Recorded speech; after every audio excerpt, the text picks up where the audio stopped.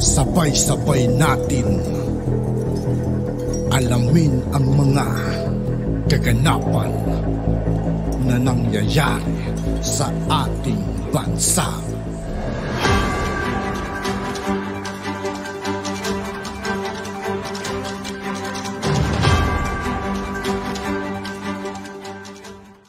Yo, what's up mga kaibigan? This is I2K po again.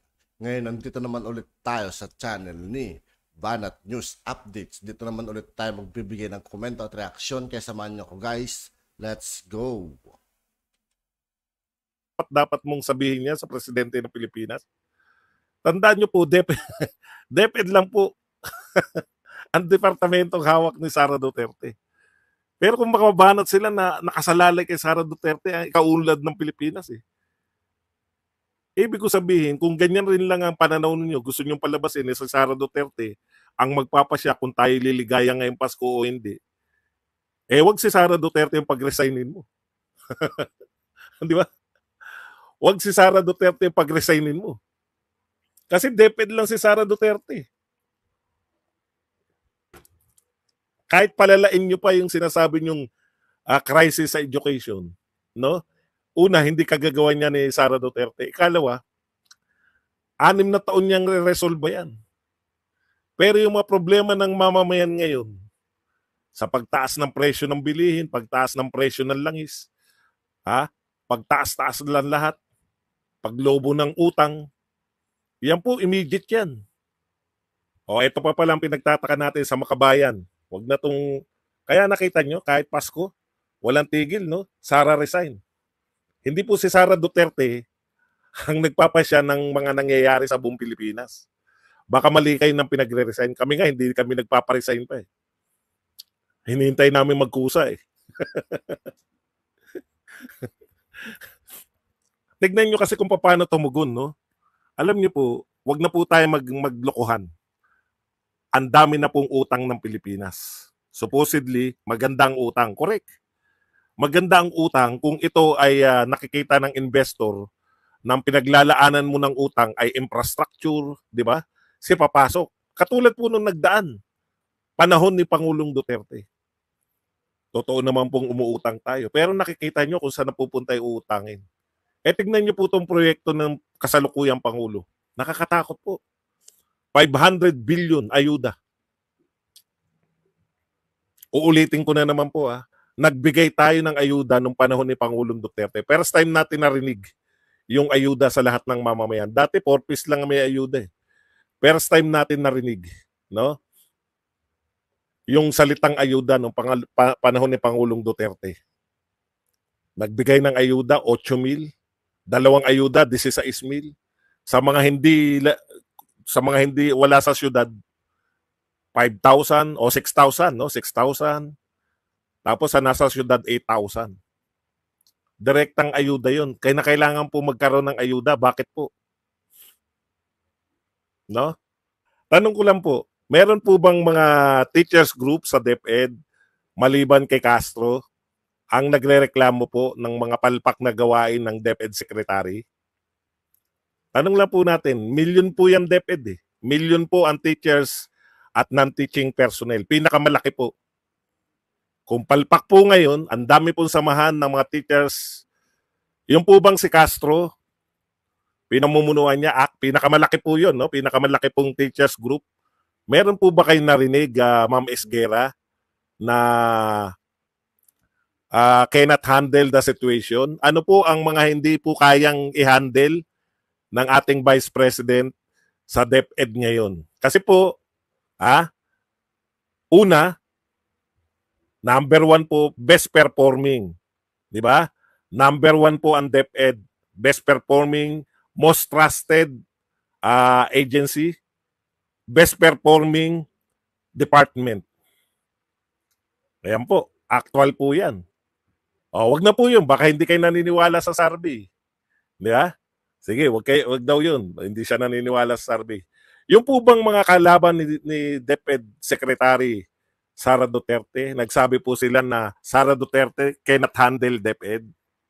Yung ACT teachers po ba, meron po bang mga nagsabi Akna, kalaban na ni Sara Duterte yung pamunuan yan. Ano po yung sinabi nila na hindi kayang i-handle ni Sara Duterte? May angal po ba yung mga teachers ngayon? Yung mga teachers po, lagi po yan nag-i-strike. Meron po ba kayo narinig na angal po nila ngayon? Sana po, no, yung ibibiran nyo kay Sara Duterte, hindi lang po yung panay tokis lang. Yan nga yung magandang halimbawa, naniniwala kayo sa mga vlogger na wala naman pong kabasi-basihan.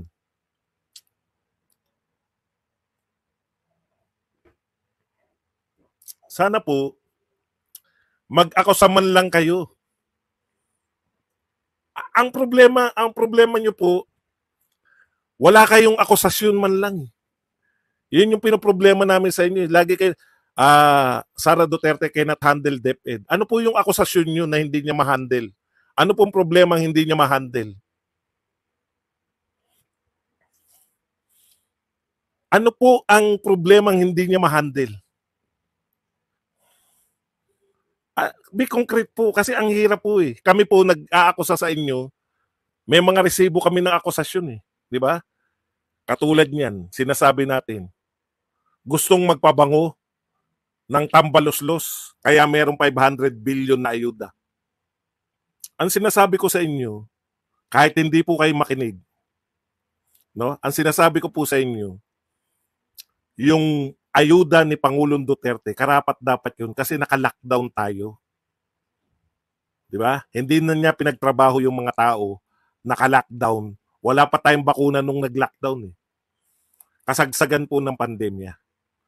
Paano nyo po i-justify na mas malaki yung pondo sa ayuda sa loob lamang ng isang taon nang walang pandemya sa pondo ng ayuda noong may pandemya, 2 taon po.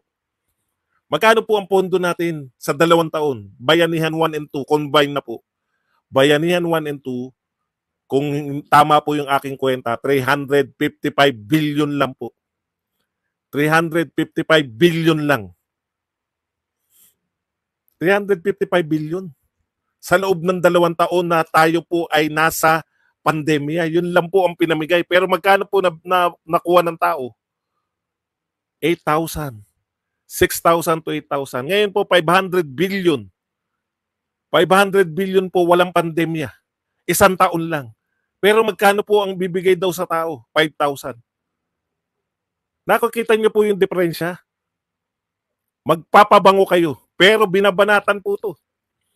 Yung utang po ni Duterte, binanatan po yan ng Kakamping, Dilawan, Makabayan Black, at lahat ng tao. Binanatan yan. Utang na naman si Duterte. Kahit may pandemya. Sabi ko nga sa bumabanat sa umuutang eh. Sige, solin nyo yung mga natanggap nyo ng pandemya. Pati yung bakuna. Pati yung bayaran nyo yung binakuna sa inyo. Kasi dyan napunta yung utang eh. Ngayon po, dumami po ba, no? Dumami po ba? Wala nga siyang reklamo, yun ang problema eh. Tinatanong ko nga kung ano yung hindi kayang i-handle ni Sara Duterte. O balik muna tayo dito. Dumami po ba yung pera ng Pilipinas? At mamimigay tayo ng mas malaking ayuda kaysa sa ayuda ng pandemya? Bakit po mamimigay ng ayuda na mas malaki pa, doble mahigit sa ayuda sa loob ng 1 taon? 2 taon yung pandemya, 355 billion lang ang pinamigay. Ngayon po, 500 billion po ang ipamimigay na ayuda.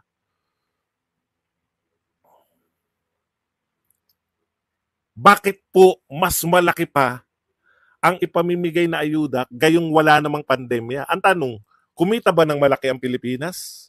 Saan po manggagaling yung ayuda na yan? Alam niyo po ba na kulang-kulang kalahati ng ating budget uutangin?